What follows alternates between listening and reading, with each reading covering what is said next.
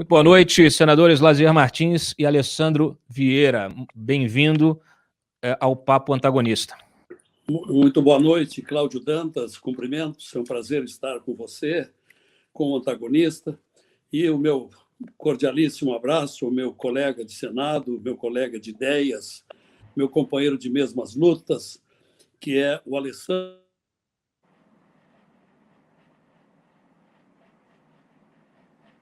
O som dele tá ruim, não, deu uma cortada para mim.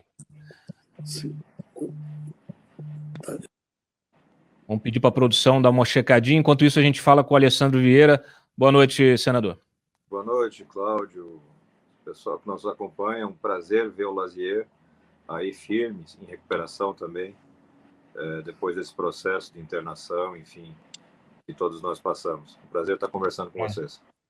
Certamente o prazer é nosso de contar com a presença de vocês aqui e vê-los recuperados. Bom, eu vou começar aqui pelos mais antigos. Senador Lazier, como é que foi passar por essa doença? Quando que o senhor ficou doente, quando o senhor verificou, fez ali o exame, descobriu que estava com a Covid, e o que aconteceu depois disso? Como foi a internação? Como está sendo a recuperação? Olha, Cláudio e meu prezado Alessandro, foi uma experiência lamentável que jamais imaginei que iria passar. Tomei todas as providências, todos os cuidados, e quando menos esperava, acho que numa mesma reunião em que estávamos juntos, lá no gabinete do senador Girão, com o Major Olímpio, com o Alessandro, com a Soraya Tronic, casualmente, a partir daquele dia, nós fomos atacados pela infecção do coronavírus.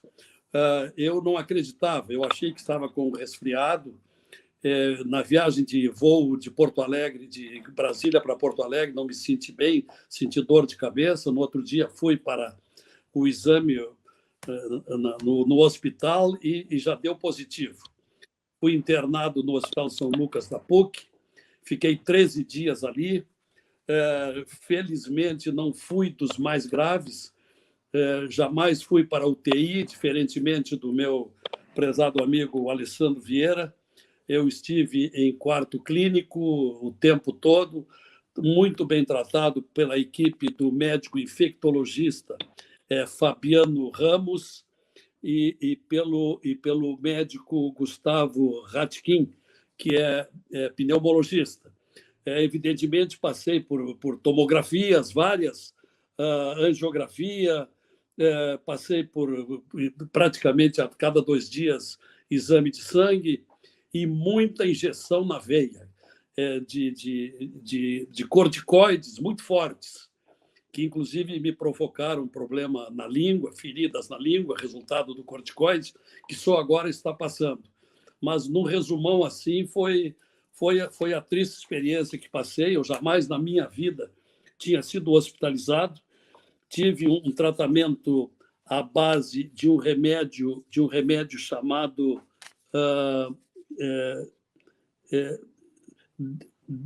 que eu acho que foi o mesmo do Alessandro, desamectasona, ou desametasona, mais ou menos isso. Foi o tratamento que me deram o tempo todo, e agora estou há 4, 5 dias de volta a casa, fazendo o tratamento em casa, muito fisioterapia e todos os cuidados para mais pronta recuperação do sistema respiratório, que foi o mais atingido. No resumo, foi isso, Cláudio. Muito bem. Senador Alessandro Vieira, por favor, o seu relato. A situação parece um pouco no início com a do Lazier. A gente estava na semana de trabalho normal de Brasília, tivemos uma série de reuniões e possivelmente uma delas, em conjunto, foi essa que teve o contágio.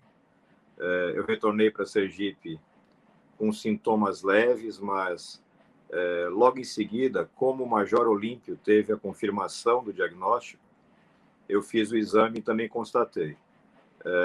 Comecei o isolamento em casa, graças a Deus ninguém da minha família pegou, ninguém da minha equipe aqui em Sergipe ou lá em Brasília pegou, e eu fiquei alguns dias em casa, mas a tomografia apontou já 50% de comprometimento de pulmão, a febre não baixava. Os médicos decidiram pelo internamento.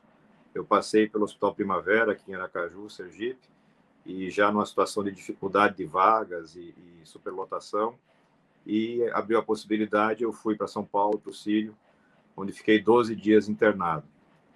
A internação foi bastante penosa, mas muito bem assistida. Eu perdi 11 quilos nesses 12 dias de internação. Fiz uso de anti-inflamatórios, corticoides, como o Lazier citou, anticoagulantes e antibióticos. Isso tudo em dosagem elevada, uso venoso.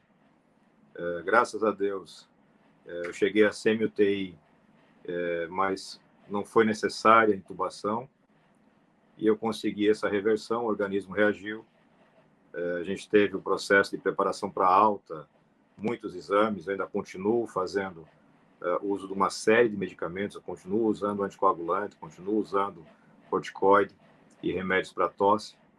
A lesão do pulmão leva um tempo grande para se recuperar, e a fisioterapia está ajudando nesse sentido. E a gente teve momentos difíceis, essa questão da possibilidade de necessidade de intubação, e o que para mim foi o pior momento, na véspera, já com a previsão de alta, quando a gente teve a notícia da morte do Major Olímpio. Olímpio era um cara jovem, forte, um guerreiro nas pautas dele. Seguramente nós nos contaminamos no mesmo momento, ou muito próximo, trabalhando, ninguém estava brincando, ninguém estava deixando de tomar os cuidados, e foi um baque muito grande, porque é muito triste você ver que nós já passamos de 300 mil pessoas mortas no Brasil pela Covid. Você acabou de citar o recorde hoje novamente, mais de 3 mil em 24 horas. E triste demais por saber que, apesar das dificuldades, essa pandemia poderia ter seus impactos reduzidos se nós tivéssemos uma gestão mais qualificada. Essa foi a grande coisa dessa jornada. Muito bem. Agradeço o depoimento de ambos. O Lazier está conectado comigo, o Freitas? Perfeito. Também está conectado? Estou conectado. Perfeito. Eu, como a gente combinou, o meu objetivo aqui era trazer esse depoimento pessoal de vocês, dessa doença. Obviamente, que o programa vai contar com a participação de vocês para as questões da política, para a pauta política. Na semana que vem, a gente marca também uma conversa aqui, obviamente, separadamente, para que a gente possa ter mais tempo para as análises. Publicamos no site, um dia desses, um artigo exclusivo também do senador Alessandro Vieira, falando da necessidade, né, senador, da CPI, de que se abra a CPI. Eu só queria perguntar uma coisinha para os dois. O que vocês acharam, em termos de política, o que vocês acharam dessa criação, um ano depois da criação desse comitê de crise aí? Eu acho que ele chega um ano atrasado. De qualquer maneira, antes tarde do que nunca. Agora, eu tenho as minhas dúvidas como é que vai funcionar, qual vai ser a participação de quem com quem, até porque nós estamos ainda conhecendo o novo ministro. Eu acho que o momento é de expectativa para ver em que proporção vai funcionar.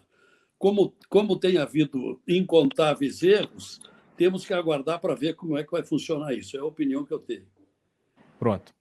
Veja, Cláudio, no desespero em que a gente está vivendo, qualquer coisa parece positiva. Só que a gente tem que ter senso de realidade. O senador Rodrigo Pacheco não tem nenhuma ferramenta de gestão. Nem ele, nem Arthur Lira, nem ninguém que não seja do executivo. Então, o máximo que vai acontecer são reuniões para relacionar problemas e cobrar providências. Isso a gente já podia fazer e já fazia tem um ano. O problema que nós temos é de gestão. E eu defendo frontalmente a CPI como uma ferramenta, aí sim, de cobrança com poderes, para poder apurar a qualidade dos erros e ajudar na correção de rumos. Porque corrigir rumos significa salvar milhares de vidas. E essa é a maior urgência do Brasil nesse momento. Maravilha, perfeito. Voltaremos justamente para falar, fazer uma análise já do que começar a ser decidido e desse ambiente político, o que pode acontecer em termos de CPI. A gente vai voltar a falar na semana que vem com ambos. Então, mais uma vez, muito obrigado aí pelo depoimento pessoal de quem viveu na pele o drama de estar com essa doença, e felizmente passaram por ela. Infelizmente o Major Olímpio não conseguiu, que também era parceiro de vocês, e a gente sempre aqui ressalta esse exemplo e deixa os pêsames à família, né? Mas, mais uma vez, obrigado aí pela presença, a gente volta a falar na semana. Obrigado, Cláudio, sempre às ordens, é um prazer participar de programa do Antagonista.